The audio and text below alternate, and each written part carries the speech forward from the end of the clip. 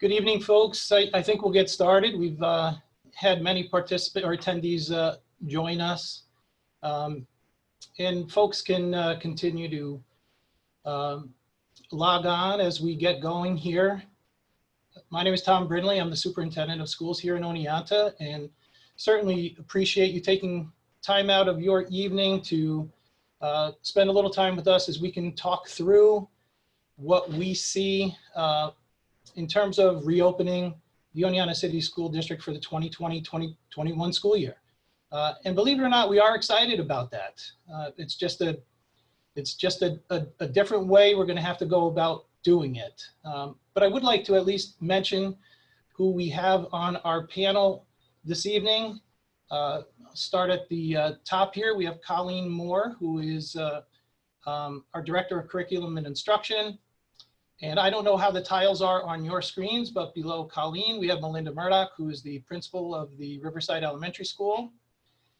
Below Melinda, we have a board member, Mr. Sean Beckerink, with us this evening. Then we have Nancy Osborne, the principal of Greater Plains Elementary School. We have Bonnie Nobling, the Director of Information Technology Services. We have Tim Gracie, the Director of Special Education. And we have Walter Baskin, the principal of Valley View Elementary. So we really do appreciate you spending a little time with us. As you can imagine, this has been, it just seems like this is never ending, but I know we have many questions and hopefully I'll have many answers for you. How tonight is going to work, we've put together a brief PowerPoint presentation for you that I will narrate through. Then some folks have sent in their questions ahead of time. So I have placed them in our question and answer slides on the presentation. And then after that, whenever we get through with that, there is an opportunity for you, and I already see that some of you are submitting some questions. If you click on the Q&A, it will give you an opportunity to type your question in. I'm hoping that I might have addressed most of your questions in the PowerPoint presentation, but if not, at the end, we will start reviewing some of those questions and I will do my best to answer those for you. And if we, around 8 o'clock, if we're not done, whatever questions still remain, we will post those somewhere on our website for you to visit. I just wanted to mention that many of you may have children in different grade levels in the different buildings. This presentation is the same generally for all three meetings. So whether it's, you have children in the K-5 environment or in the middle school as well, these presentations are the same. So we'll get right into it. And again, thank you for being here. As you can imagine, this has been quite an adventure for all of you, whether you're parents or our administrative team or our board. This has been something that has been very, very difficult to wrestle with. District leaders were put into a position where they had to make decisions that were very difficult to make.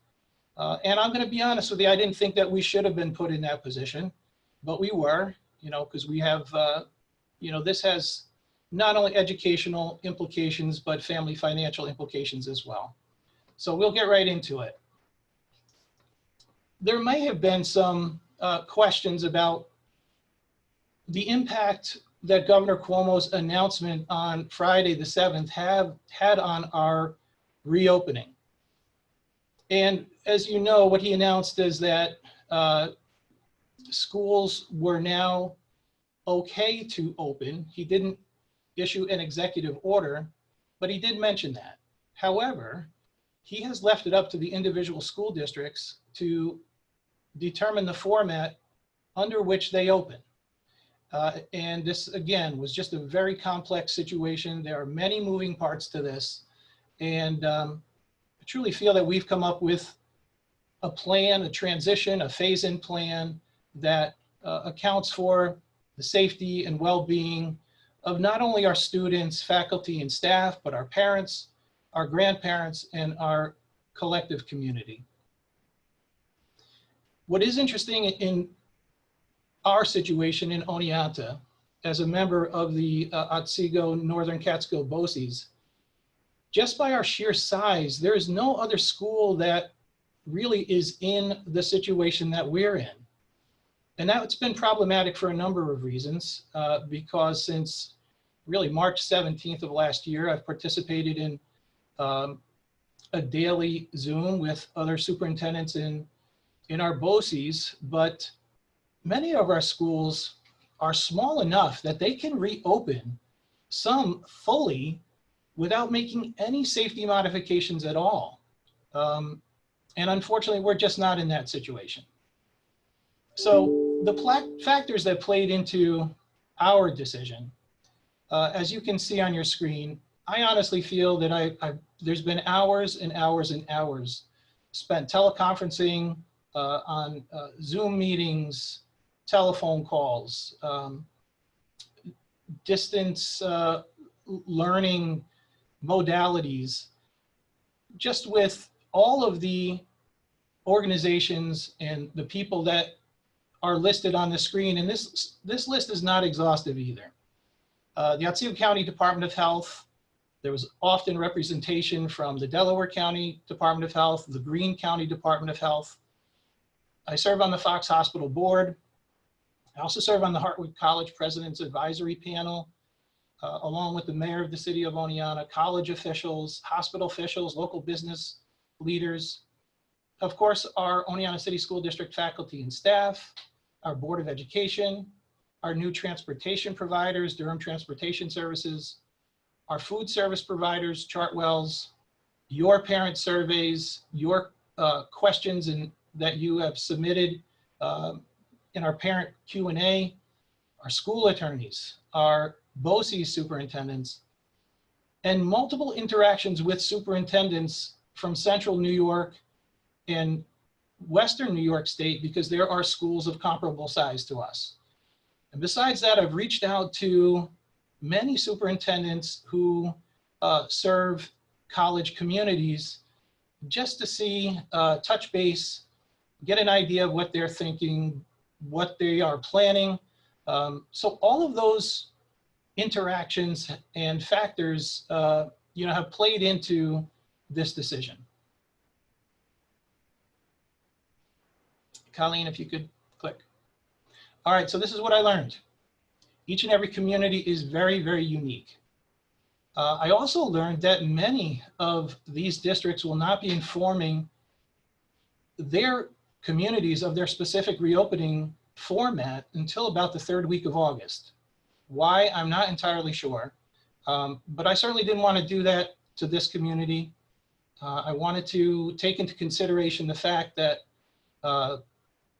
there are plans that need to be made, not only employment, but childcare and all of those things. And that's why, I put that out there even before the governor made his decision. The only decision that would have truly impacted everyone in the state is if the governor actually said, we're not opening. We're going to open in the remote learning. That would have had a different impact for many other places. But the other thing that I learned is that there are no good choices related to the reopening of schools. There are just none. We certainly know more than we did back in March, but there are still so many unanswered questions that are yet to be determined for us to truly open in what we feel is a safe environment. Okay, Colleen, thank you. Now, this is what we don't know. We don't quite know the full impact that a large influx of college students will have on the collective health of this community. Again, we made our remote learning announcement as quickly as possible, trying to be mindful of the challenges that our parents and guardians face and our families face. I truly, truly recognize that. And again, I appreciate all of your patience and your understanding and your support. Even though I know many disagree with this decision, You've been respectful and supportive, and I certainly do appreciate that.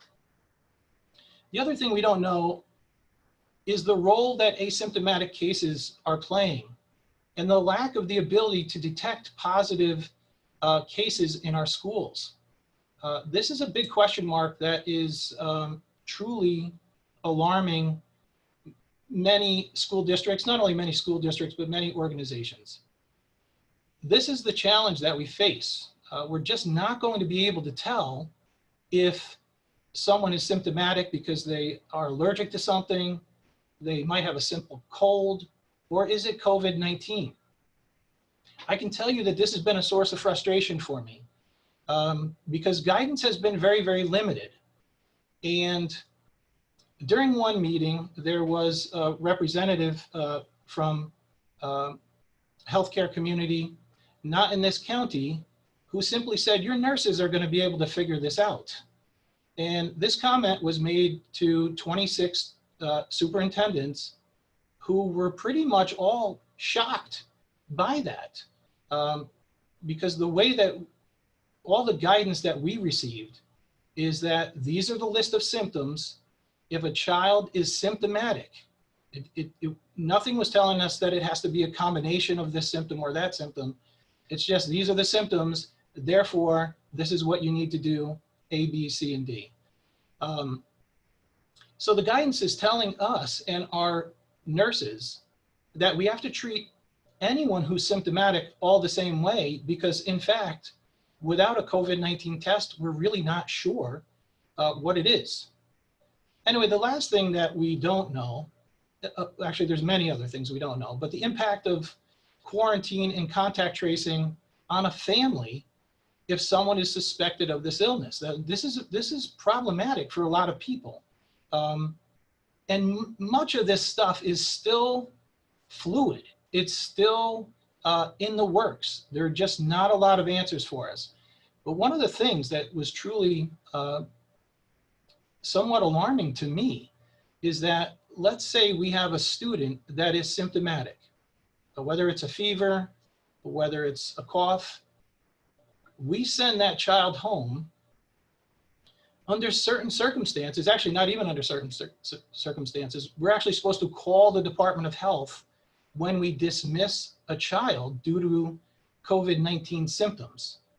Now, the Department of Health, from what I understand, may impose quarantine on a family, which is, we just don't know the impact of that. We don't even know if, that's how it's going to work, but this is what has been told to us. So from a family perspective, that's quite alarming. Colleen, yes. This is what we do know.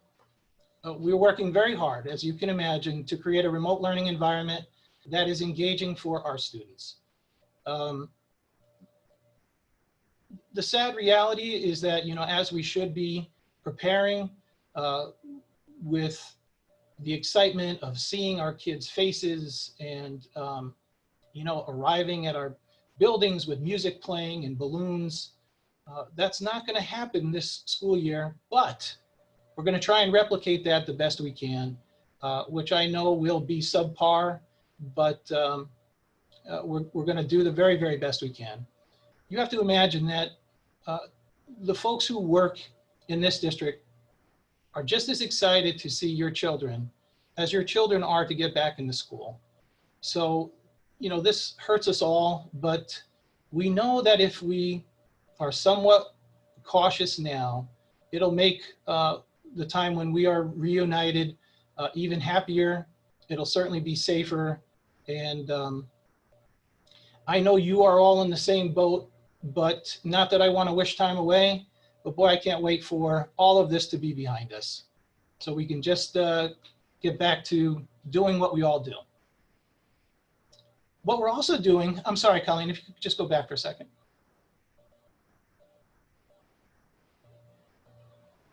What we're also doing is working to create an environment with built-in supports and opportunities for support for our students and families. One of the things we learned from March through June And this is, I'll take full responsibility for this. Not that I want to go back too far, but on March 13th, it was a conference day for us. And although I participated initially, I attended a few meetings that day with a safety team that assembled at the Oneonta Fire Department. And then I attended a meeting with members of the Department of Health. And I will tell you that at 2 p.m., when I left that meeting, all the attendees in that meeting were told that as of right now, it's quote unquote business as usual. So I returned to our offices. I held a district office staff meeting. I shared what I thought was good news. And that was about 2:30 in the afternoon. But at 4:36 p.m. on Friday, March 13th, all of the school districts in Otsego and Schoharie County were then closed, which was a shock. So by 1 o'clock the next afternoon, we had a pretty comprehensive plan in place to provide materials for our students, as well as a plan to feed our folks. Now, one of the other things that we learned is that even though we were doing the best we could under the circumstances, we needed to do better. And I am confident that, and actually excited to be able to offer what we're going to offer our students in this round of remote learning, which I hope is brief. I truly do. So the other thing that we learned is that, you know, one of the challenges for our families was not only the academic support that they needed, but the technological support that they needed too. And we are working on that. We are building in those supports, as well as social and emotional outreach opportunities for our families and our students.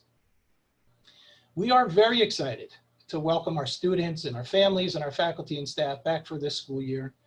We're hoping that even though it's a rough start, and I'll be honest with you, I hope this isn't a habit because, as you know, last year got off to a rough start too.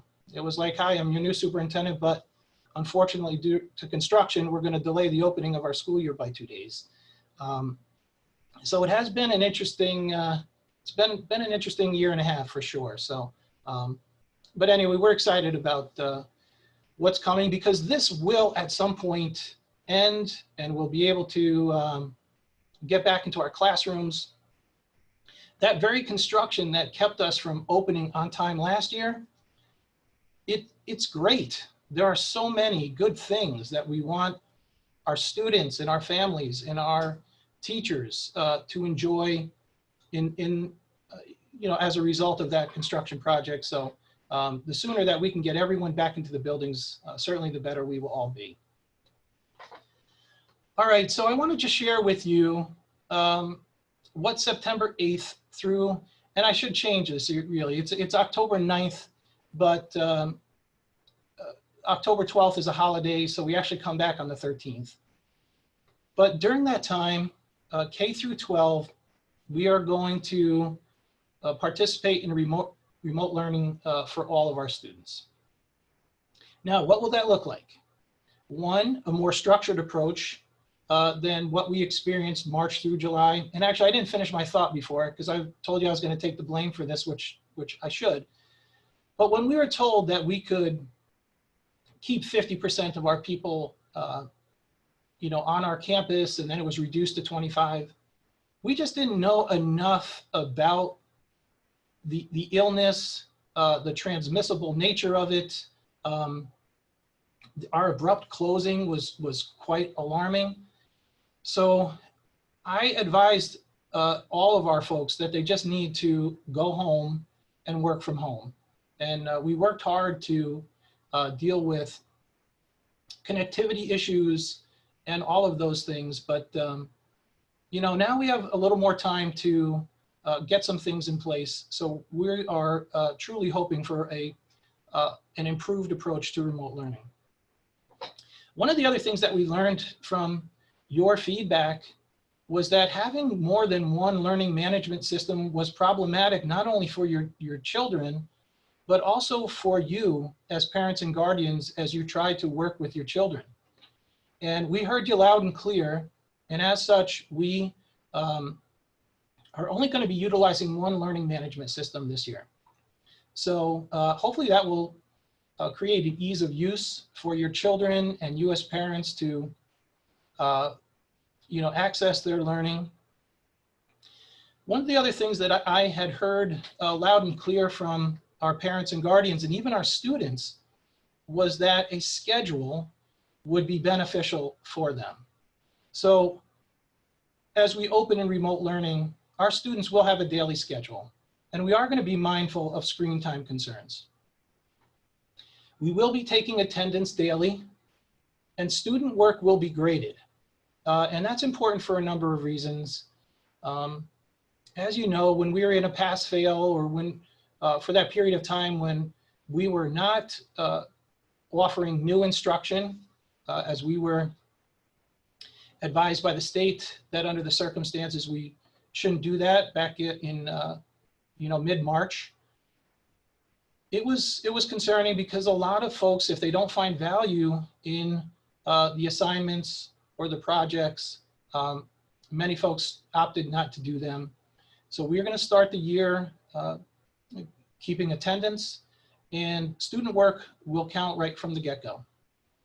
We have ordered Wi-Fi hotspots, and through the most recent parent survey that you all participated in, and those who answered the question related to connectivity, our building administrators and Mrs. Nobling are already working with families who are in need of these devices. Chromebook and material distribution schedule is already on our website. So please visit our website page and take a look at the schedule for material distribution. All right, so in the learning environment, again, the day will be scheduled, and there will be a daily live interaction with faculty. There'll be some recorded lessons that will be uploaded for student, parent, guardian access. Assignments will be posted for students and parent, guardian access as well. Non-digital resources may also play an important role in the remote learning environment. So there will be, or may be, a paper aspect to the assignments. And textbooks will be disseminated at our scheduled material distribution dates.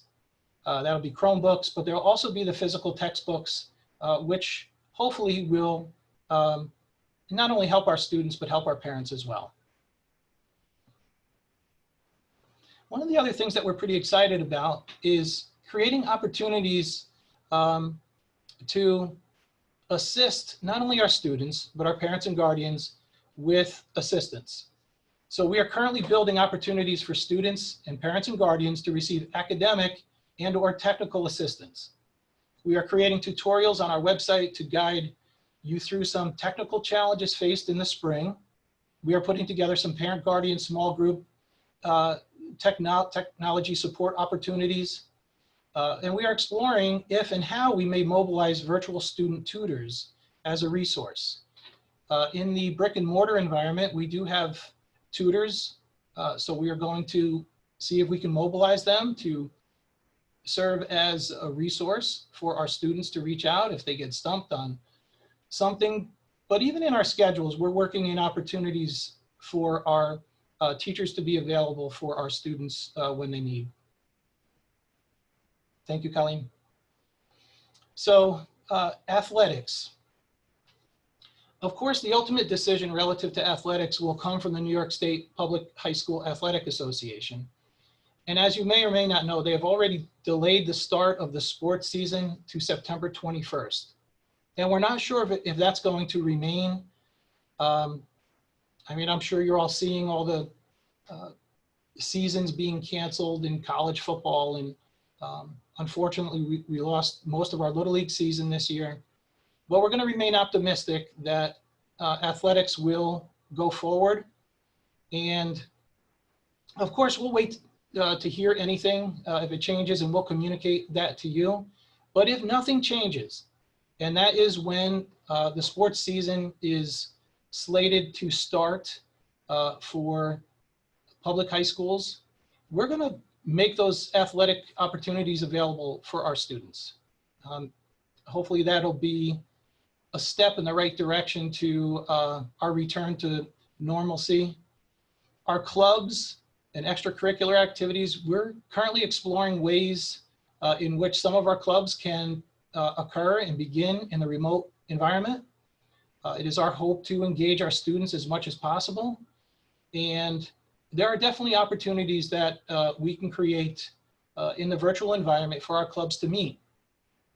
What I'm hopeful for about that, whether it's athletic or extra or co-curricular activities, is that at some point when this does end, that the transition back to our buildings, to a schedule, just to somewhat of a normal way of life for our students, hopefully that'll be a little easier if we try to build in some of these things that they're familiar with.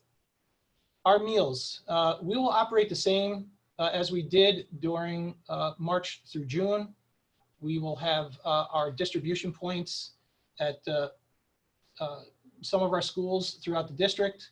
We will also be delivering meals to a few places on the outskirts of our district, just like we did March through June. Also, the regional food bank will be distributing food at the Oneonta Middle School parking lot starting at 10 a.m. on August 31st, and then again on September 30th. And that will be our third and our fourth, I think, regional food bank opportunity. And they have been, there've been a lot of participation with that. So we're glad that we can continue to partner with the regional food bank to help the community. BOCES, of course, much of this is a work in progress, but programs at BOCES and other offsite locations may return to in-person learning. However, or when they do, we're going to certainly provide transportation. Now, I know after the superintendent's meeting today for all of the BOCES districts, I know that BOCES was having a meeting where they're trying to determine what programs they can safely accommodate in terms of physical distancing, which programs they will have to run in a hybrid environment, and which ones may have to occur in the remote setting. So we will certainly, once we know that, we will certainly let our families know. And whether we are in the remote learning phase or not, if BOCES is running programs, we will transport our students as soon as those programs begin to our BOCES location. All right, now this is a long screen, but again, there were many plates in the air, but and many factors to consider. But one of the questions truly is, you know, what are the factors that will need to be considered in order for us to transition from remote learning to a hybrid model starting on October 13th? And I don't need to read them all to you because they're there, but there's how many students will elect to be taught remotely or not ill, how many teachers are doing the same, the collective health of this community. And I hope nothing changes. I really, truly do. If there's an order by the Otsego County Department of Health or the New York State Health Department or the governor to close, right now, one of the concerns is the ability to provide the reagents for timely COVID-19 testing. At my most recent meeting with the Department of Health, as well as with members from our healthcare community, the reagents that are being used and are needed for testing are being siphoned from some of the areas around this region and being redirected to hotspots, I guess you could say, around the country. Now that's problematic in the fact that not all, but many of the tests in this region are being sent to the Wadsworth lab. And the simple fact that they're overburdened right now, many specimens are being frozen until they can be processed. So in this area, even though there are some places where you can get a quick turnaround on a test, what I'm being told is that on average, we're somewhere in the 5 to 10 day turnaround time for test results. And that may change, but that's where we were at my last meeting, which was just not that long ago. One of the other concerns has to do with personal protective equipment. The state not too long ago passed a mandate that hospitals need to carry 60 days worth of personal protective equipment. So finding some of the things that we need are a bit problematic at the time.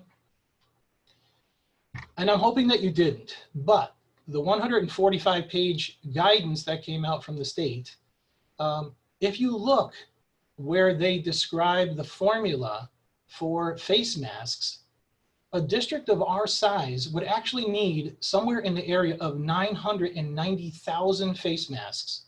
I can tell you right now that they are very, very difficult for us to procure. Also, the ability to acquire cleaning supplies from our vendors. One of the other concerns that's looming large is our substitute teacher pool. The reality is that many of our substitute teachers are retirees, and they are very, very concerned about this illness. So we're not entirely sure. We have conducted a poll, and right now substitutes could be an issue.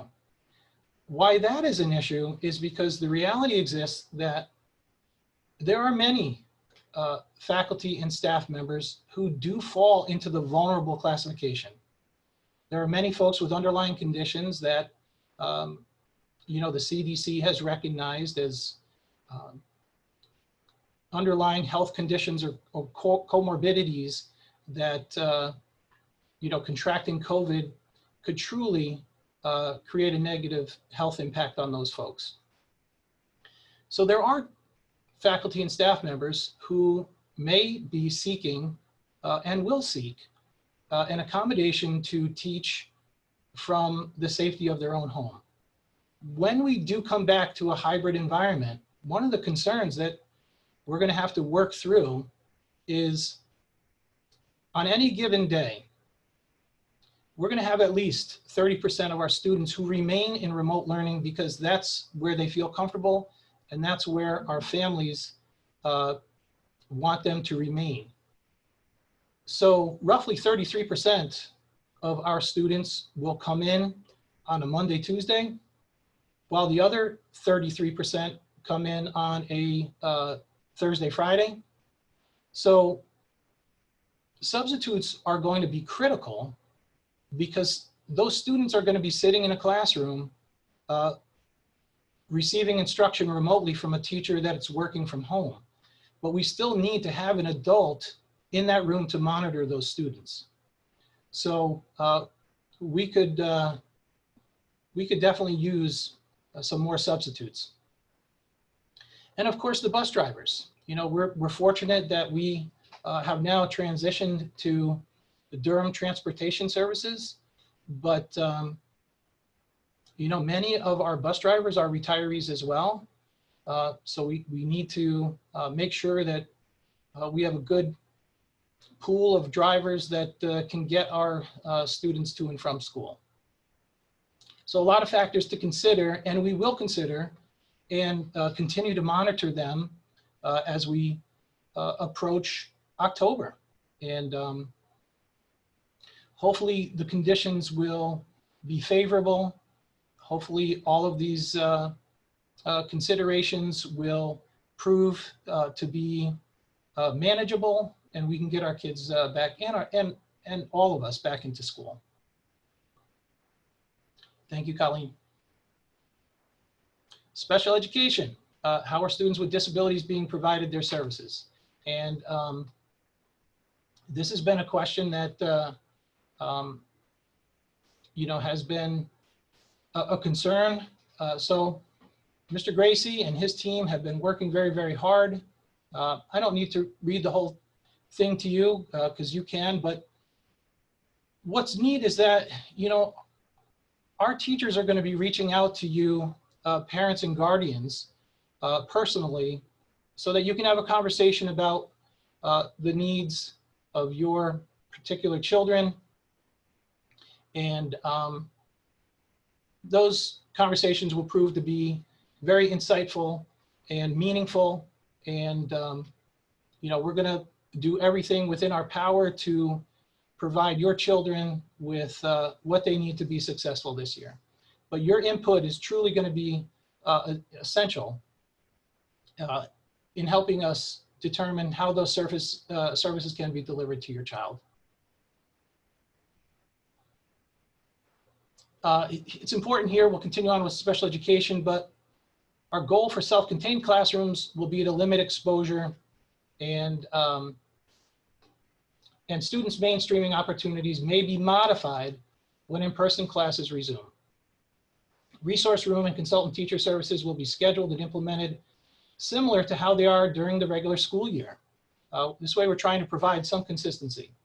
Providers will discuss detail when they contact you in early September. As we determine how many students with disabilities are returning to school on October 13th, more details will follow regarding the weekly schedule. More information about students who attend a full-day BOCES program will be available in the next 2 weeks, and parents will be contacted soon after. And we encourage you to please contact the special education office or your respective building principal with any questions that are unique to your child. Thank you, Colleen. So when we do return to a hybrid environment, which we're going to have to, because we cannot, based on the state stipulations, we cannot safely distance our students maintaining the 6 foot of separation in our classrooms. Our classrooms on average in the district are around 730 square feet. So we are going to have to come back in a hybrid where we split our students up. So in order to maintain appropriate physical distancing, and everything, this is subject to change, but this is what we're planning on now. One group will attend on Monday and Tuesday. That same group will receive remote learning on Wednesday, Thursday, and Friday. Group 2 will attend on Thursday and Friday and receive remote learning on Monday, Tuesday, and Wednesday. Group 3, as I just mentioned previously, we're working with our special education department on intervention possibilities for our classified students. And group 4 is essentially those students with underlying health conditions as well as those who are not comfortable returning in person. But in the framework that I originally posted, we had a Monday, Thursday, Tuesday, Friday grouping. In one of my conversations with Heidi Bond at the Otsego County Department of Health, where we were reviewing some things together, and many of you parents had submitted this as well. So thanks for bringing that to my attention. But Wednesday is a day for deep cleaning of our common areas. And from a health perspective, it truly makes sense for one group of students to come in Monday and Tuesday, with the second group coming in on Thursday and Friday. It clearly makes sense. And in the hybrid format, that's what we're going to plan to do. Thank you, Colleen.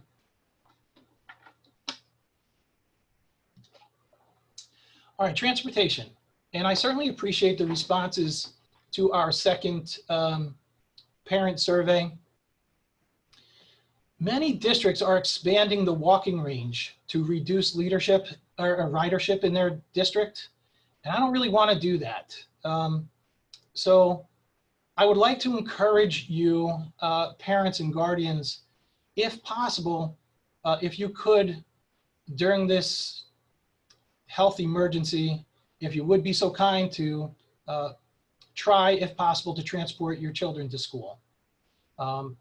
When we are back on the buses, we will be placing students with masks, one student to a seat.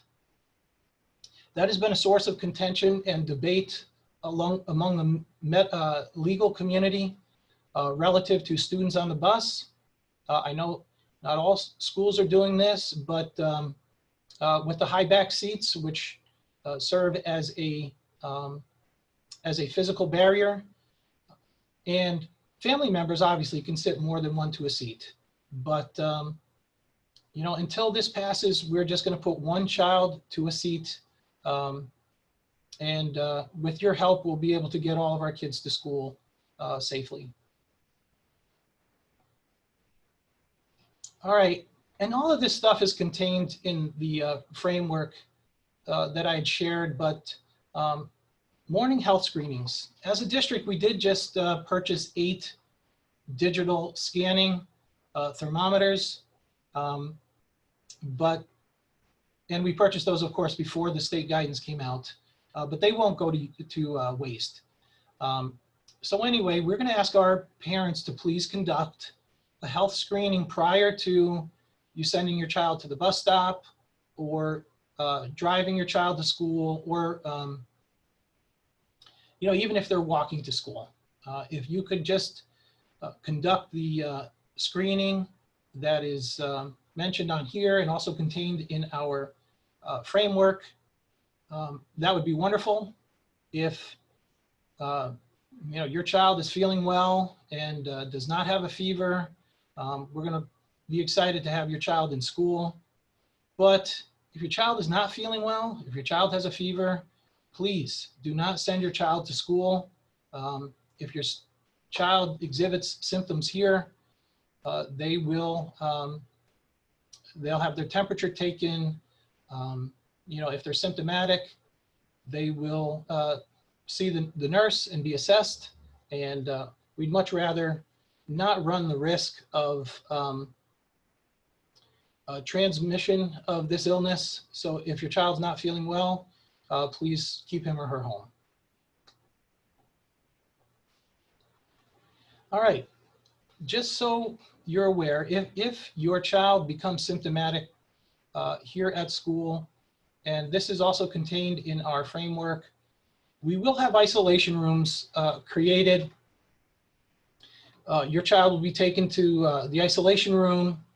Our school nurse will assess if your child has symptoms that are consistent with COVID.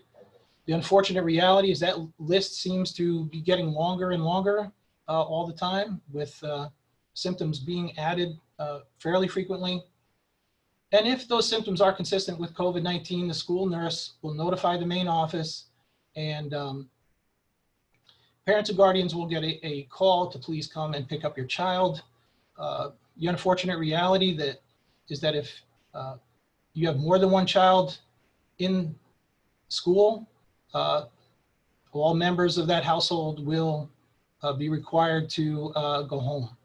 And that's true of our teachers as well. If you know, if one of their children is symptomatic, not only their child, but they as a teacher will have to go home as well.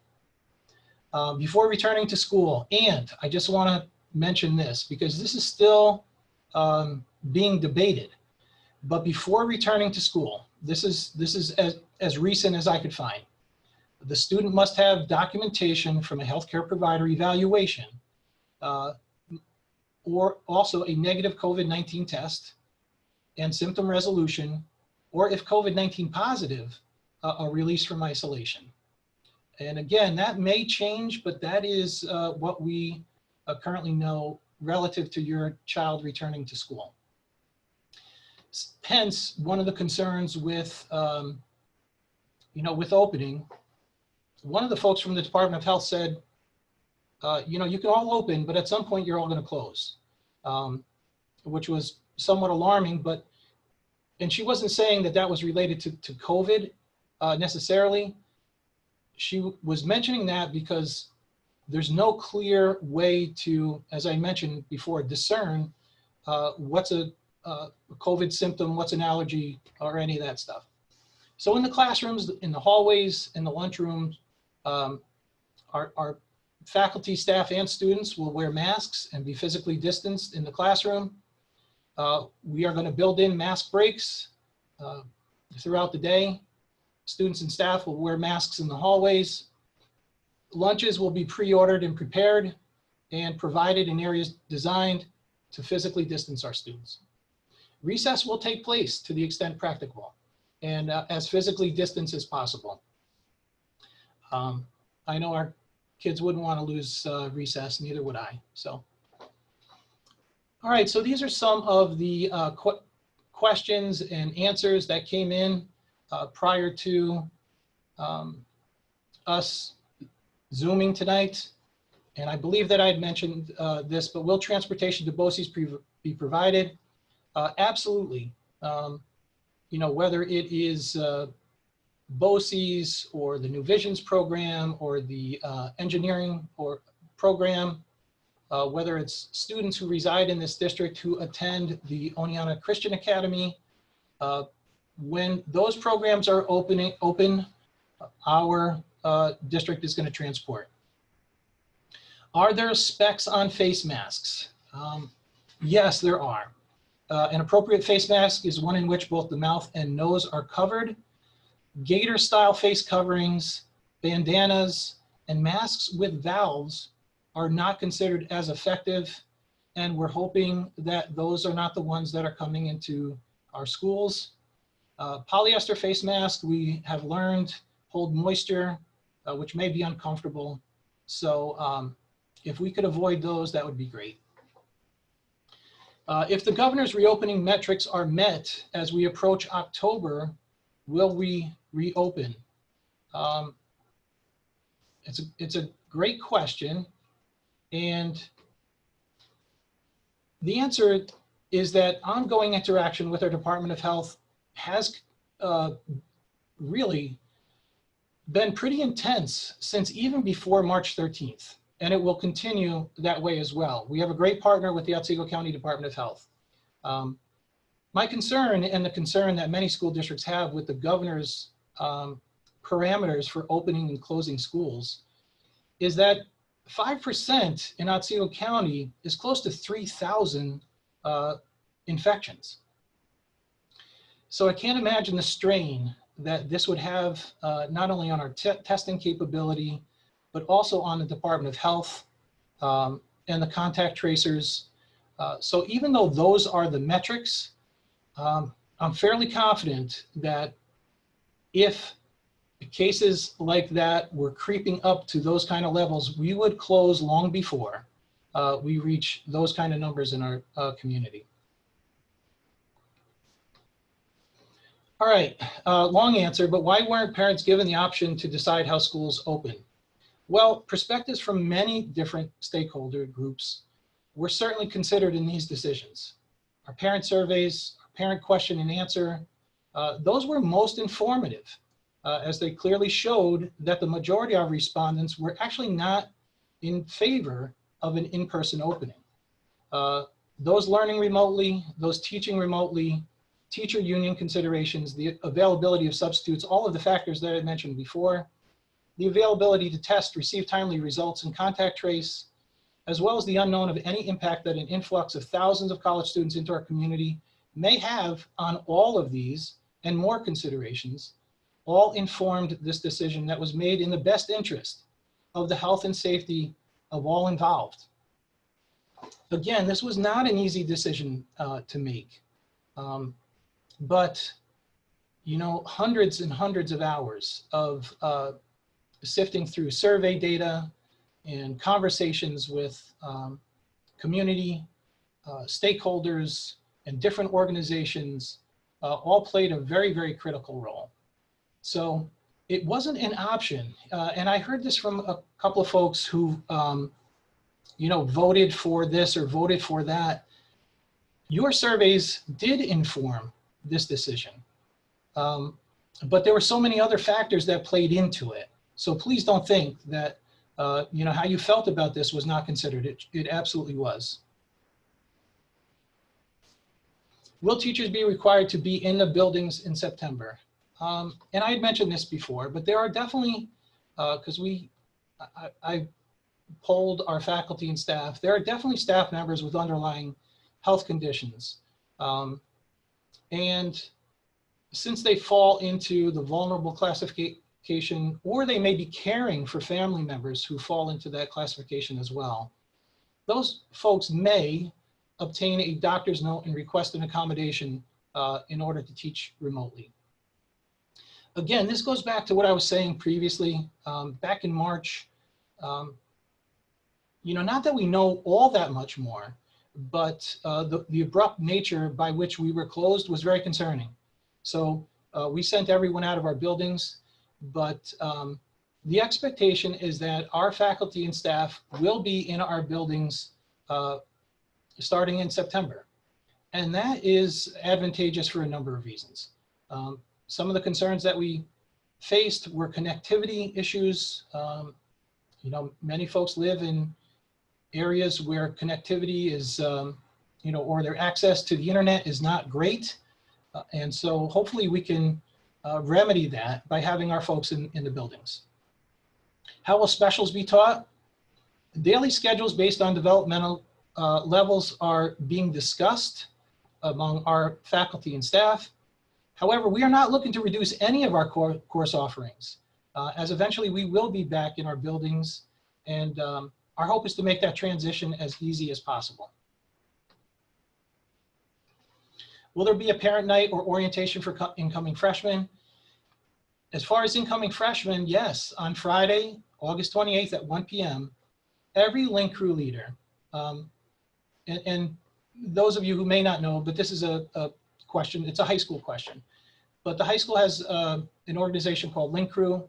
These are students who undergo Link Crew leader training, and they are assigned 7 to 10 incoming freshmen, and they serve as mentors. So on the 28th at 1 o'clock, those Link Crew leaders are going to reach out to their students. And as far as a parent night, we're hoping to run a parent night. It may be virtual initially, but as soon as we can, have more than 50 people in our buildings at any one point, we're going to try and hold all those things. If the decision is made to reopen in October, will we see a 5-day per week schedule? Well, the transition plan and the framework that I shared and we posted the other day for how we transition or how we may transition in October has already been shared in our reopening framework. However, due to the physical distance stipulation in the state, as I mentioned before, we can't accommodate all of our students in our classrooms. As you know, we can only have 50% of our students in any one classroom at any given time. So if the decision is made to reopen our buildings in October, it will absolutely be in a hybrid format unless something miraculous happens and this medical emergency somehow goes away and we get cleared through executive order to open up again fully, which would be fantastic. But otherwise, it's definitely going to be in a hybrid format. What will the school day look like? Well, as mentioned earlier, one of the things we heard you say as parents and students is relative to a schedule. So we're going to follow a daily schedule. Now, the details of this are ongoing, and we have been conducting meetings which have been very, very productive. Schedules are being worked on. Once we have those squared away, those schedules are either going to be mailed or presented to our students and their families at the scheduled materials distribution dates. Will Regents exams take place in January and June? There's no official word on this yet. But once we get that information, I will get it out to you as quickly as possible. How will the Oneonta High School facilitate the college process? Our high school counselors will communicate virtually with their students. And, other than the fact that they're not sitting in the same room, we should see no drop off in the attentive nature of our school counselors and our students relative to the college process.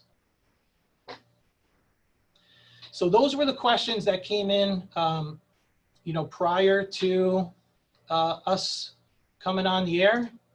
And I see that many questions have been posted. So Colleen, if you. Yes, one of the questions is there any childcare available from the school district for those that are working? Unfortunately, no. And that certainly loomed large in my hope to get this information to you as quickly as possible. Again, I don't quite understand why some districts are not getting that information out right now. But that's why I wanted to get it out as quickly as possible, because I know how difficult this is for you as parents and guardians to try and take care of your children and work through all of this. So unfortunately, no. Okay, the next question is, could you share your vision of what you think is virtual school? Are children logging in at the usual school time and attending school through Zoom or other form of technology, or is it going to be similar to what happened in March? Well, no, it's not going to be. It's not going to be similar. Look, I think we all need a little structure, and hopefully a daily schedule will help us do that.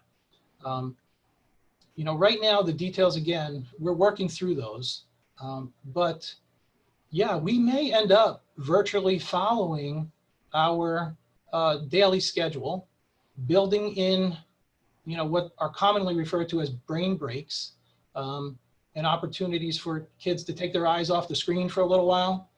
But, in order for us to provide in the virtual environment all of the intervention and remediation possibilities, we may very well end up just following our daily schedule.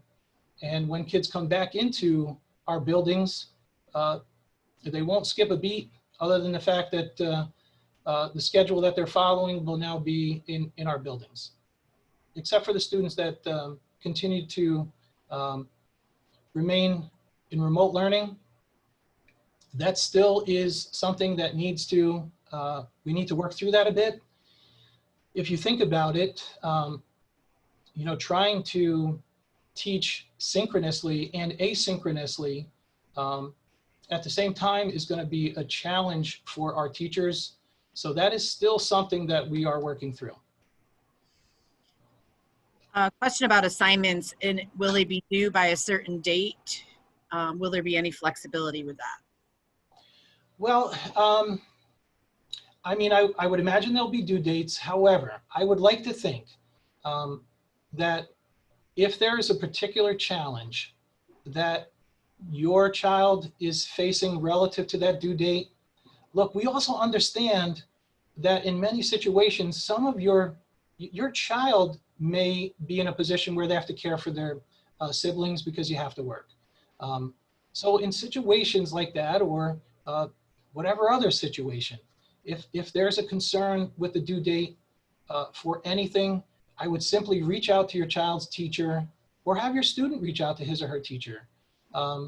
And I'm sure under these circumstances, there just has to be a degree of flexibility. So I think we talked about this a little bit, but specific times when students are required to access Zoom. Will there be specific times? There will be. However, this goes back to the flexible nature of this environment. If you have 3 kids and all 3 of them are expected to be on your Wi-Fi at the same time, that may not work. So there has to be a degree of flexibility there as well. We're still working on that synchronous, asynchronous opportunities. And, through Zoom postings, through Schoology, many of our textbooks also have an online format. We're hoping that those opportunities will create the flexibility for our students to attempt to Zoom on a daily basis because attendance will be taken, but also the opportunity to work on things during a flexible schedule. So this might be a question for the elementary principals, but are there going to be school supply lists? Melinda, do you want to answer that? Certainly. There will be. At Riverside, no child needs to bring school supplies due to grant funding, but at Valley View and GP, some students' supplies will be provided. And I am not sure exactly what Mr. Baskin and Ms. Osborne is doing with school supply lists. Yeah, the school supply list will be coming home in the mailing, which will be going home on, well, it'll be mailed out on August 20th. So hopefully you would receive it a couple of days later. And I know that Lori Corner, our secretary, always looks to try to post those online as well. So hopefully, you know, that will be on the website, maybe even before you get the letter home. Thank you.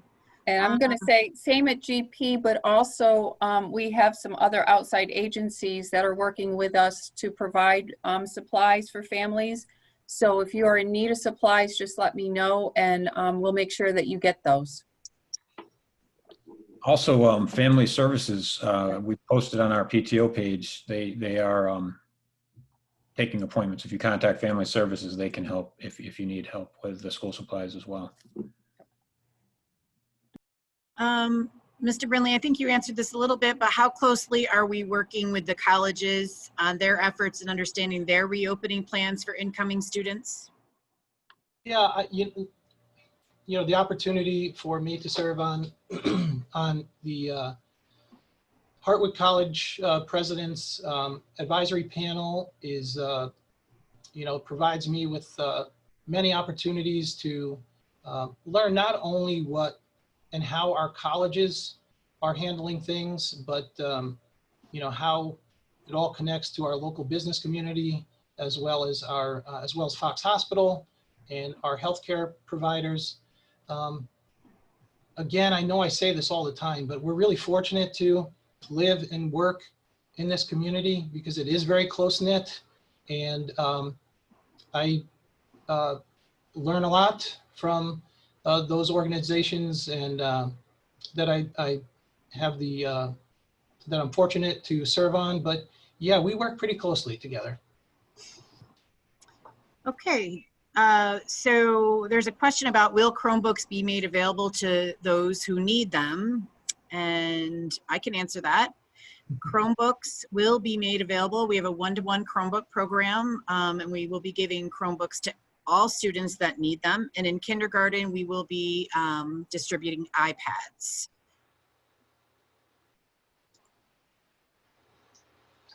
There's another question. It's really about if you have two people working from home, how do we help? We definitely will have to be providing some flexibility for those types of situations, and each classroom teacher and principal will be accommodating those as they come up once the schedule has been posted. Next question. I'm just trying to sort through these a little bit. What do I do if my student doesn't like to Zoom, but he loves being in school? Again, I think that's something that we would have to, you know, your classroom teachers and the building principals could work with you and your family on something like that. Because yes, it is not ideal for every student, but that's what the online learning environment is going to look like right now. And if I just may add, because that, you know, that definitely is a thing, but you know, most children, you know, if they don't like Zoom, you know, they you know, hopefully like their classmates. So if you're in a situation like that, I would encourage you to reach out to your child's teacher, because maybe your child's teacher can reach out to, you know, some of your child's friends who might be able to say, hey, you know, I miss you. Come on, get on so we can Zoom. At least I can see your face, or something like that. So there is a question, it's an individual question, but it's an understandable question. My son has severe allergies year round. Will he be considered as having COVID all year round with his allergies? and being quarantined all year. I think I- you talked a little bit about that. Yeah, that is just such a difficult predicament to be in. I wish I had a hard and fast answer for you. I think, our nurses knowing that and your child's teacher knowing that, but it's also concerning. I think about this a lot, and I know, I'm still not even good at doing this because, I go to this construction meeting or I visit construction site, and, people immediately extend their hand, and I instinctively, I just shake hands. And I find myself for the next few minutes during that conversation thinking to myself, did I just get COVID? So I think about kids in a classroom and even our teachers in a classroom, even though they're 6 feet apart. My concern is that, as soon as someone sneezes or coughs or, are some kids gonna be frightened that even though they have masks on? My concern is they're not gonna hear what the teacher says for the next couple of minutes because they're gonna be like, oh my gosh, did something just get on me? And I'm, teachers may feel the very same way. So, I know that's a terrible answer relative to allergies. And I wish there was an easy answer for that. Unfortunately, I just don't have one. So I'll stop talking. How will attendance schedules work with children whose parents both work and have to attend daycare? Well, it's a great question. It's one of those things that, we're definitely going to have to work through in some way, shape, or form.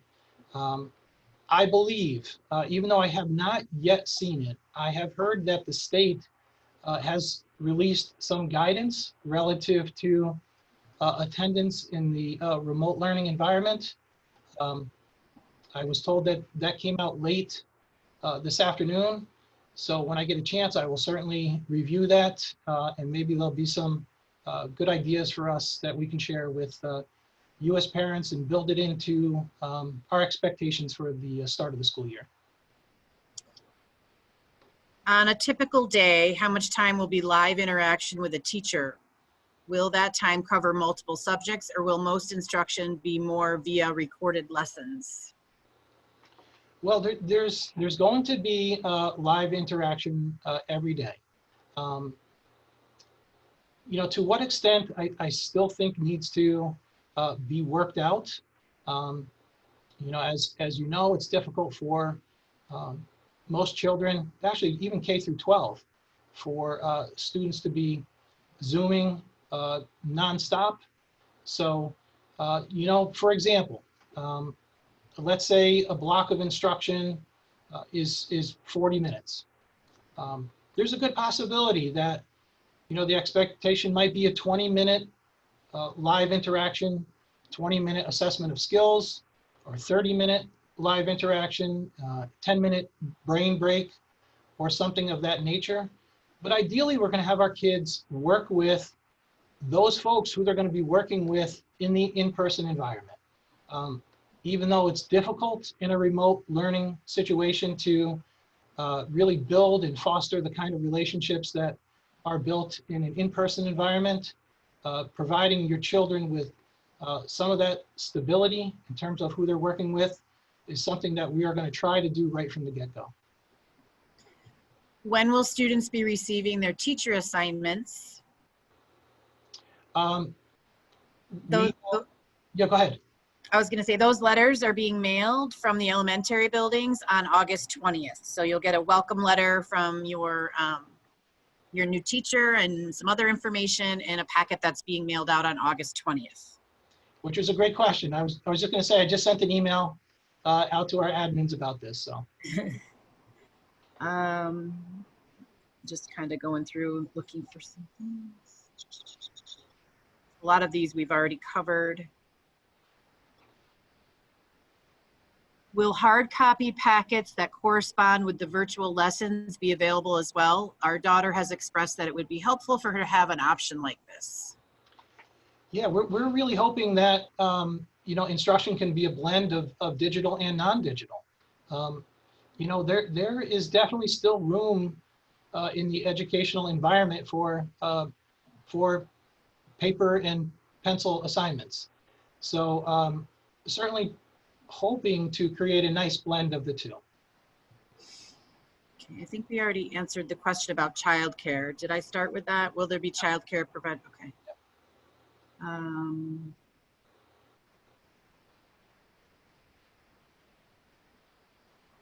Just kind of sorting through. There's a lot of them that have already been answered. Have the colleges been contacted to have students from their education programs in Oneonta supplement the lack of substitute teachers? Well, this is, yeah, well, yes, that conversation has taken place. There is a bit of concern as, you know, their students are also, for the most part, opening in the remote environment.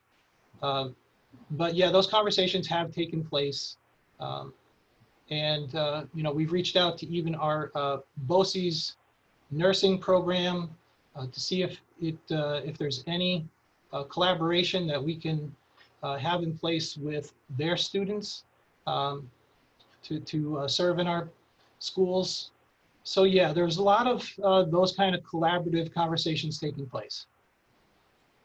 Okay, so this is a question, I think maybe he missed the part where when discussing substitutes, we'll be supervising classes while teachers teach from home. That is just in situations where the teacher has a medical condition preventing them from teaching in person, Yes. right? Yep, you're right on. Yep. All right.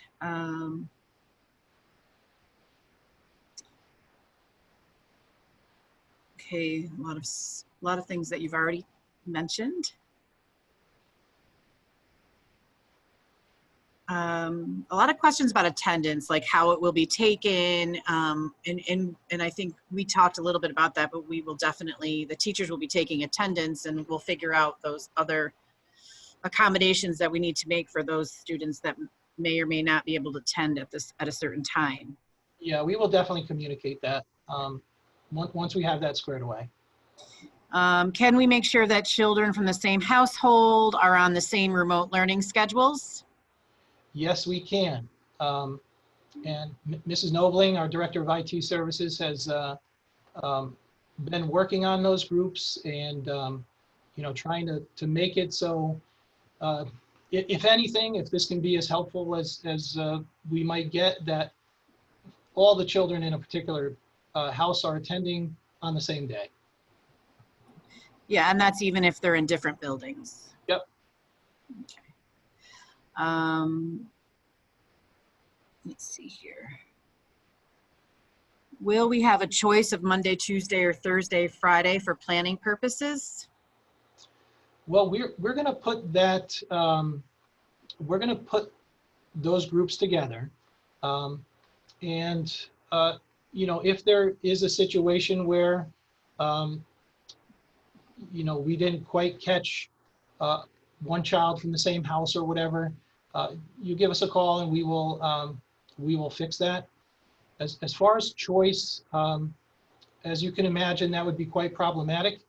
So we're probably going to create those groups initially. And again, if something is tremendously problematic, you can certainly reach out to your respective building administrator, or you can reach out to myself and we'll talk through that. Is homeschooling an option? Homeschooling is an option. And we've had several families who have opted to homeschool for the duration of this health crisis. And I did include that in the framework, but just, you know, homeschooling is where you essentially unenroll your child from the school district. There are stipulations and criteria established by the state of New York that you are attesting that you will follow. And then, you know, instruction that is provided to your child is done by you and your family. That would become your responsibility. Remote learning is obviously where students are still enrolled and we provide the instruction. Can we still pack lunches for our students? our kids. Of course, and if you want, you can always throw one in there for me. uh,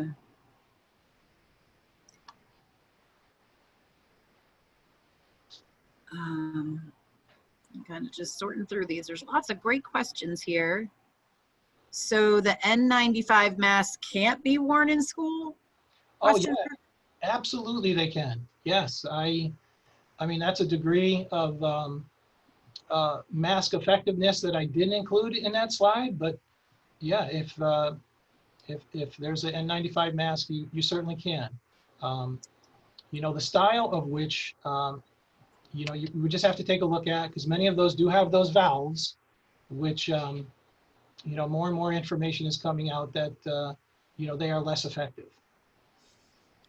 So this is a good question. If a student is sent home or kept home during their own health, family health, or they're asked to quarantine, can they easily switch into remote learning mode?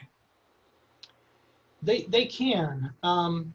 That's an easier switch than the opposite. You know, moving from remote to in-person when we're in hybrid is a little more problematic just because of physical distancing needs. But yeah, if there's an occasion where your child is you know, attending in person and he or she is uncomfortable with it, transitioning to remote learning is absolutely okay. And we would help you with that, absolutely. We talked about, will students be required to wear a mask even while seated in distance? I know they're required to wear a mask. Matt, you talked about that. Yep. Is there still to be a kindergarten orientation on August 26th? Should we still be getting general information from our schools next week? So would one of the elementary principals like to speak to that? I can. There is not going to be a kindergarten orientation on August 26th. Mrs. Osborne, would you like to share what you do have planned? I will. Yeah, we will be doing something different than the 26th. So do not plan on coming in on the 26th, but on September 3rd, you will be getting notification, and we will be having a special time just for the incoming kindergarten students at each of our buildings respectively. So we're trying to make it a little extra special for our incoming Ks and their parents. Will after school program be available on the Monday, Tuesday, or Thursday, Friday? Yes, and they, you know, they have to adhere. They've provided their own safety plan, and I had to, you know, assure that it was in compliance with the state. But yeah, if we can run that safely, we're certainly planning on running it. Do kindergartners get Chromebooks? No, they're going to be getting iPads. We did talk about that already. More about the supply list, which will be sent out on the 20th. Are they posted any place now, the supply lists, for those that need to get anything? I have not seen them, Colleen. They are not posted yet. And I will tell parents, if you get a supply list that includes Lysol wipes or, you know, the disinfectant wipes, do not sweat that. Those are pretty much impossible to find. So you know, I think some teachers just kind of included that as something that they've always asked for and maybe even need it more now. But you know, Mr. Brindley had shared that the teachers would be provided with like a disinfectant spray and actually this was Tim Gracie who was telling me this. And you know, wipes to still clean things down. We just won't be able to get the Lysol wipes. Okay. And I'm just going to say the GP supply list will be put up online by tomorrow. So they'll be able to go online as well to see that.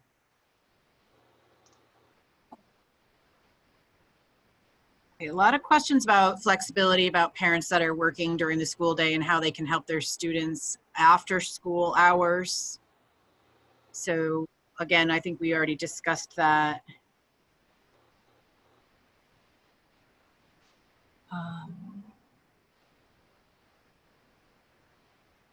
Will children need to be vaccinated once one is available in order to come back to face-to-face learning? You know, that is a very, very good question. And at this particular time, there's no guidance from the state on that at all.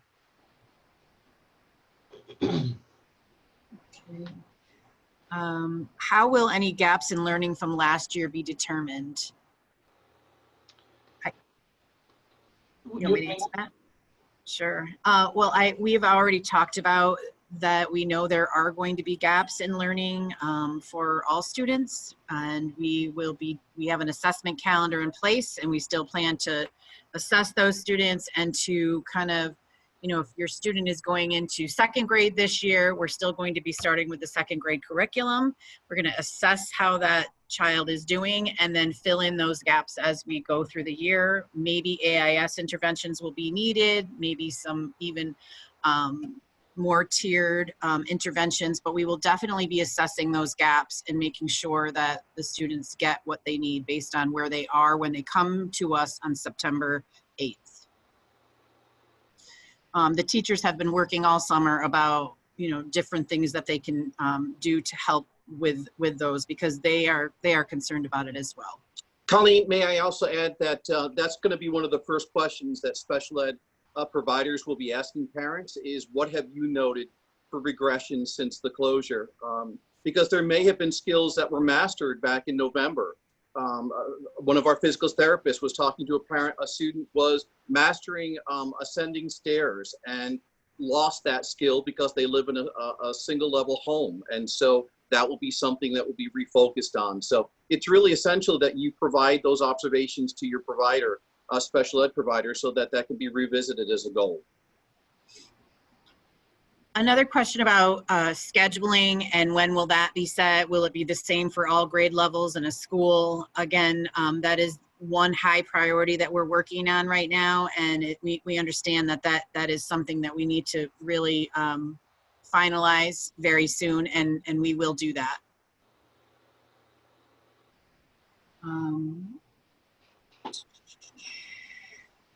Will there be an opportunity for teachers to meet face-to-face prior to the beginning of the virtual classes beginning in September? You know, we talked about this, and we were hopeful, but unfortunately, that's probably not going to happen. Okay.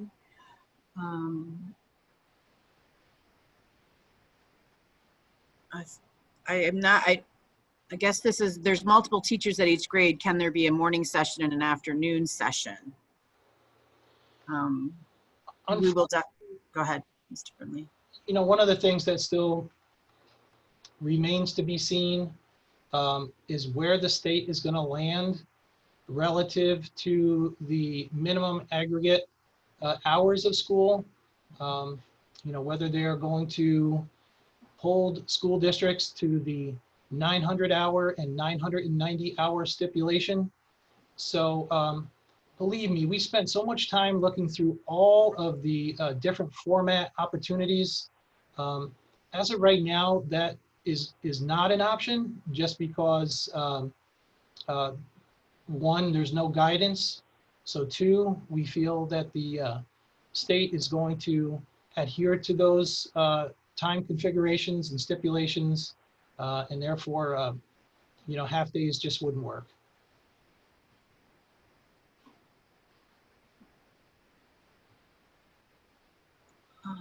Can the student change if they choose remote learning in the hybrid and then come to in-person if that option remains? I think we talked a little bit about that already, going back and forth. Yeah, and again, I don't want it, you know, to be a blanket statement that we can't do that. You know, of course, it gets a little tricky. I mean, that's, you know, one of the reasons why we, you know, chose the transition date of October 13th. It's midway through the first quarter. It also gives us a good opportunity to assess any impact, and hopefully there won't be, on the collective health of our community with our incoming college students. So I don't want to say that's that's a definite no.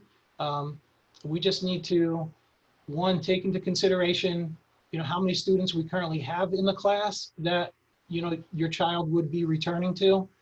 If that puts us over, or it creates a situation where we can't safely physically distance our students, we might have to wait. But it's not a definite no. I think we'll just need to evaluate that on a case-by-case basis.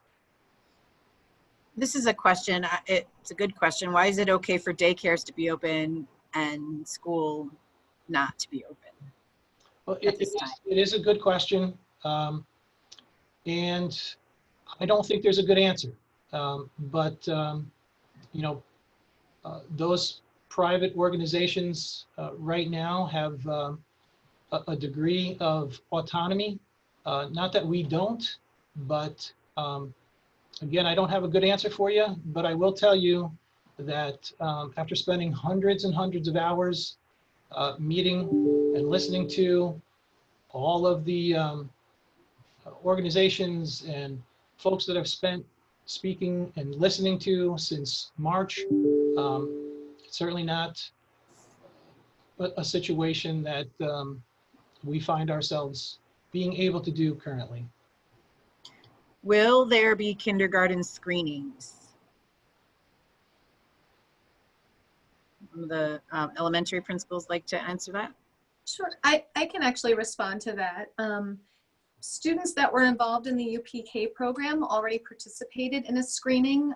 We really have sort of streamlined our UPK program and our kindergarten program.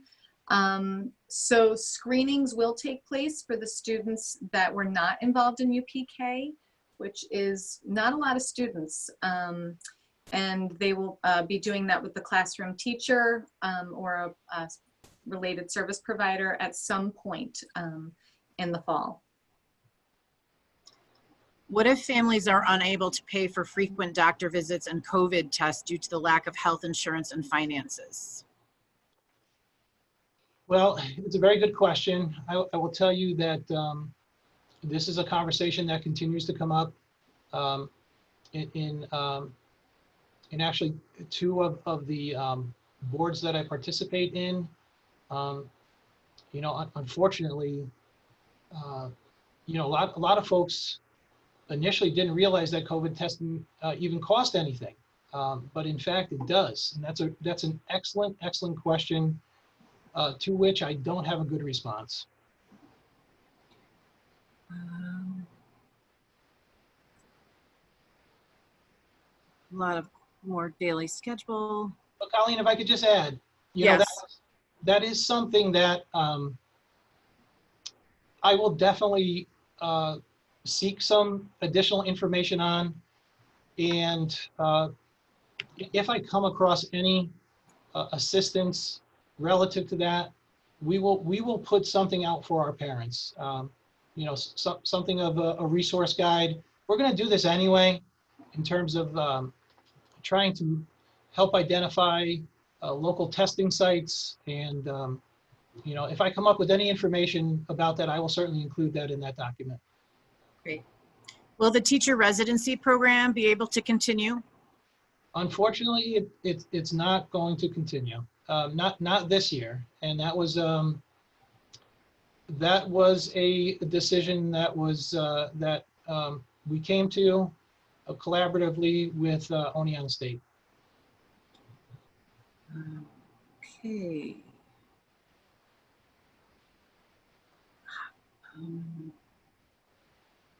Just going through, there's lots of questions, many of them are repetitive. This, I think we answered. If we choose not to send our children at all, will we be able to learn remotely, or do we have to be homeschooled, go to homeschooling? No, if you are more comfortable with your child or your children being home, remote learning is definitely an option that we have made available to you. Again, I don't know why, but many districts are not allowing that to be a choice. We're not going to be that way here. We want our parents and our students to feel comfortable, as comfortable as they can be in these circumstances. Again, I'll say it, I think we'll all be glad when this is behind us. Can we choose to delay our kindergarten students' enrollment to next year? Well, I mean, you as parents, you know that you have choices. My only concern with that is class size. I mean, if we have a lot of students being delayed, that is absolutely going to overwhelm our kindergarten sections for next year. And, you know, quite frankly, that's my problem and not yours. But, you know, as parents, of course, you have choice. Hopefully we won't be in this learning environment all that long, and we'll get our kids back into the buildings. Will there be air purifiers in the classrooms? No air purifiers, but I will tell you this.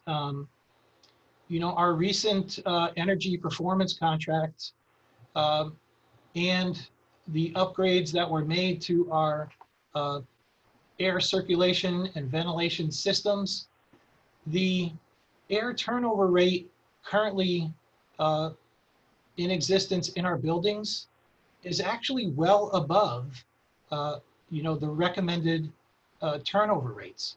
We have also upgraded our MERV filters, you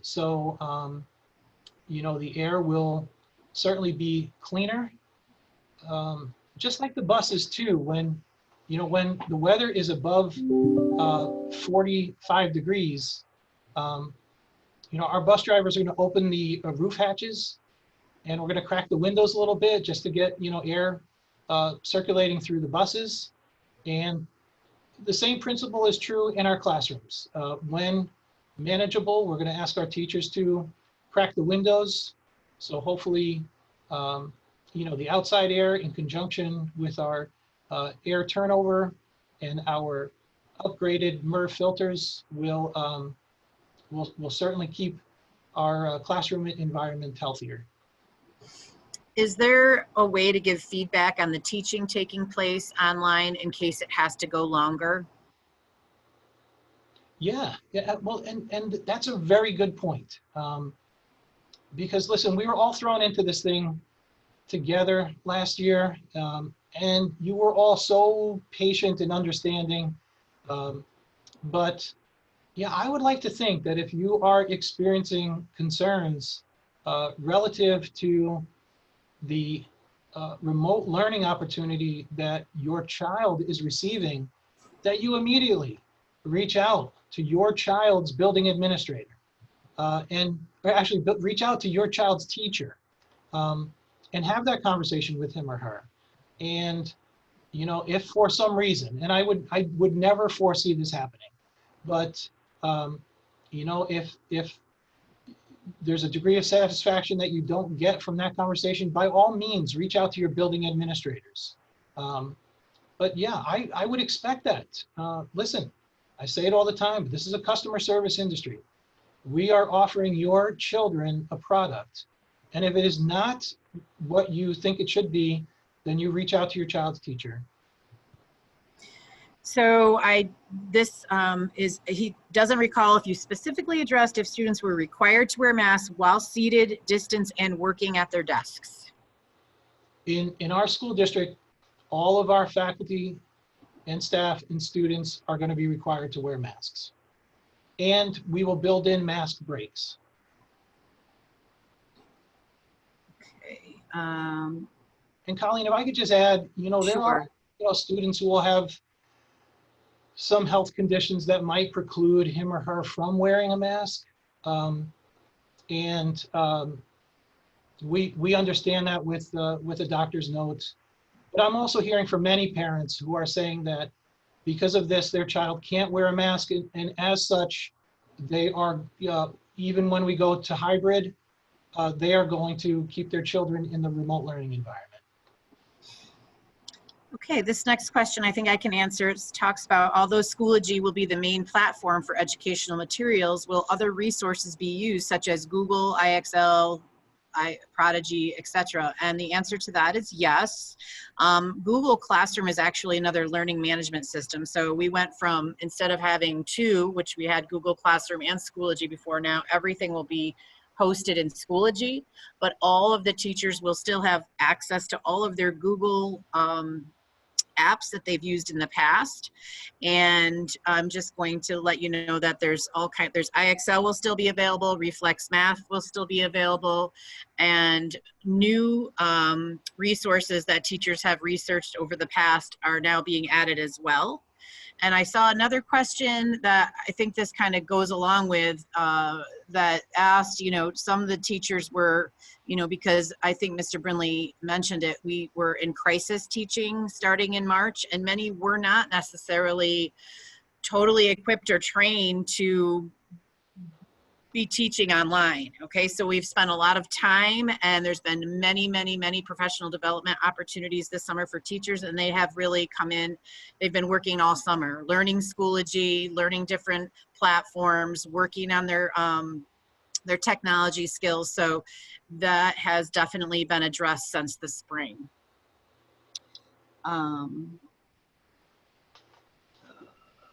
Will there be parent-teacher conferences via Zoom if parents keep their children home after October 9th? Yes, absolutely. And I could just mention again, not to continue to harp on this, but you don't need an official date to reach out to your child's teachers. One of the things that I enjoy so much about this district in the 21 years I've been in here is the accessible nature of our teachers who want to be there for not only their students but their families too. So yeah, you don't need an official date to reach out anytime that you need something. I don't know if you know the answer to this, Mr. Brinley, but there's a question that says, what is the air turnover rate? The air turnover rate is the number of times that the classroom's cubic foot air circulates through the filtration system. If for a 730 square foot class, I would need to check as to what that is. The recommended rate, I know we far exceed that, but it is essentially the number of times that the air in one particular space is filtered through the system that we have in that classroom or that office or wherever that system happens to be. I think you answered this as well, but I'll let you. What will it take for us to open fully in person? Well, it will certainly, it will take a degree of confirmation from our Department of Health. It will, certainly take us being able to be assured that the necessary testing capabilities and turnaround time for those tests are meaningful. Otherwise, we're gonna have a lot of people out of school for long periods of time until those things happen. The concern being that the disruptive nature of all of that is going to impede the learning process. But really, just a healthy community, testing, quick turnaround times, just those things. And I'm hoping that before long we have all of those things and more. Obviously, the availability of teachers, all of the factors that we had mentioned previously in this presentation, which will be posted online for you to go back and review if in fact you want to. You might be so tired of me that you don't even want to read it because you're going to think you're like it's me talking to you again. So, are masks mandatory at recess? No, we're hoping that that will serve as one of those mask breaks. You know, of course, um, you know, it will be, it's going to be a challenge, to be honest with you, because, you know, kids just want to be, we all just really want to be around other people. So there's going to be somewhat of a learning curve. You know, hopefully when kids are out and, you know, outside in particular, you know, we'll be able to keep them apart enough that they can take those masks off and get some fresh air. So this question is just to clarify, what occurs if a student is sent home with COVID-like symptoms from class, specifically following the hybrid model? Does that student and the rest of the class need to be quarantined until test results are received? It's another great question. And our nurses will be meeting with the Department of Health to come up with a clear set of guidelines. However, the way that I understand it is if a child is symptomatic and the child is sent home, the way that I understand this is there are certain times when a phone call will need to be made to the Department of Health, you know, about the conditions under which, or the symptoms under which the child was sent home. In that case, from you know, some of the protocols that I'm reading, during that conversation, even before the child goes home, a question is going to be asked: did the child have his or her mask on the whole time? Was that child in close proximity to anyone else? And if the answer is yes, that child will be brought to the health office as well and will need to go home. But in terms of contact tracing, and of course, we're going to work with the Department of Health on that, but that's going to come from them. And they have been, again, a great partner since even before we closed last March. So I guess basically the answer is, you know, at some point, hopefully we'll have a specific set of ground rules for that. Right now, the New York State Department of Health has said if one child leaves a classroom who is symptomatic, that does not mean that every child will need to go home. You know, I guess there are certain criteria. If the child, for whatever reason, didn't have his or her mask on. So I guess that's kind of like on a case-by-case basis as well. So along the same lines, how will physical education work with masks? Well, it might not need to. As you know, the state has stipulated that in physical education and in instrumental music and in choir, since there are forcible exhalations during those activities, that students are actually need to be physically distanced by 12 feet. So I know in speaking with our with some of our physical education teachers, ideally when the weather is good, they're going to try and take their students outside. And in a hybrid, since our classes will be reduced by 50%, we're hoping that we might be able to accommodate students physically distanced inside if the weather is inclement.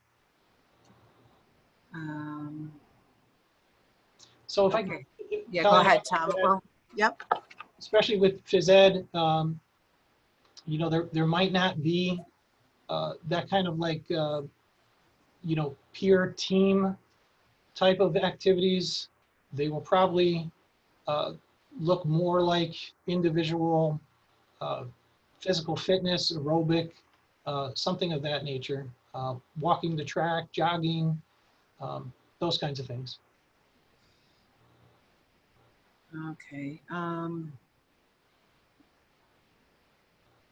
I think that we're coming down to the end of a lot of repetitive questions still in here. And I know that you had said anything we didn't get to, we would definitely be looking these over and posting in the Q&A.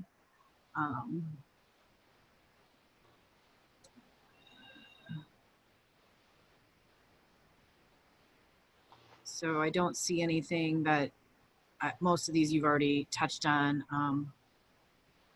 And Colleen, I will say this because you know, in many of the letters that I've sent home to our parents, I've included, you know, my office number, my cell phone number, emails. You know, if there's a question that pops up, you can always email me or you can give me a call. Many folks have reached out over the past couple of weeks, and I would continue to encourage you to do that. If you send me an email, I will try to respond as quickly as I can. If it's something that I don't know the answer to, I will find it for you and get back to you. So, you know, even if there are no more new questions, if something comes to mind, you can really just send me an email and I will answer that for you. Has the Oneonta City School District come up with a video to help the younger kids on the importance of masks, et cetera, regarding safety? It's a great question. And our nurses and Mr. Mackey, who's our athletic director, they are working together on, you know, the benefits of wearing a mask and the importance of wearing masks, how to wear them properly. We are even going to have some of our students participate in them, so it's a more developmentally appropriate. So yeah, we're going to have like a little resource area on our website where we're going to post those things for our students and their families. But, and you may know this or you may not, but in schools, we also post compliance videos that all of our faculty and staff members are required to review. And we are posting similar videos on there as well for our faculty and staff. Will incoming fourth graders be given the option to play an instrument in fourth grade this year? Yes, they will. Where will they be eating lunches? Well, we are going to, you know, we're going to have to physically distance our students. So, you know, some obviously will be in the cafeteria. Others may be in a classroom. So, you know, I know our admins are working on that to, and we may have to stagger our lunches a little bit too, to accommodate those physical distancing stipulations. But, so I guess more to come on that for sure. Yeah, and I got another question, and again, but we did talk about before and after school programs that would be, what did you say about that again, Tom? That will be able to start once we start the hybrid? I'm sorry, Colleen, for some reason I didn't hear the first part of that. I'm sorry, for parents who both have to be at work before school starts, will before school care be available? Yes, we're hoping to provide that just like, you know, any other normal year. Yep. Okay. So I think at this point, we're good. And anything that we missed, we'll review and post those in the Q&A. Well, then I would like to certainly thank all of you for spending the last almost 2 hours with us. Hopefully you found this helpful. Believe me, we all want to be back in our buildings with your children. You know, I know it's been a long time. It's frustrating. It's sad. It's all of those things. But again, I feel very fortunate that we live and work in this community. I know that we'll get through it together, but it'll be great when we're through it. So, so we can be back in our buildings. So again, I thank all of you parents. It's kind of weird because I can't see any of you, but I know you're there. So I'll just wish you all well and continued health and safety. And thank you for being such a good partner with us under these incredibly difficult circumstances. And I thank our admins and all of our folks who served on our panel tonight, our board members. And again, please don't hesitate to reach out if you need anything. But until then, please take care of yourselves and best wishes to you and your families. So thank you all very much. Thank you. Good night.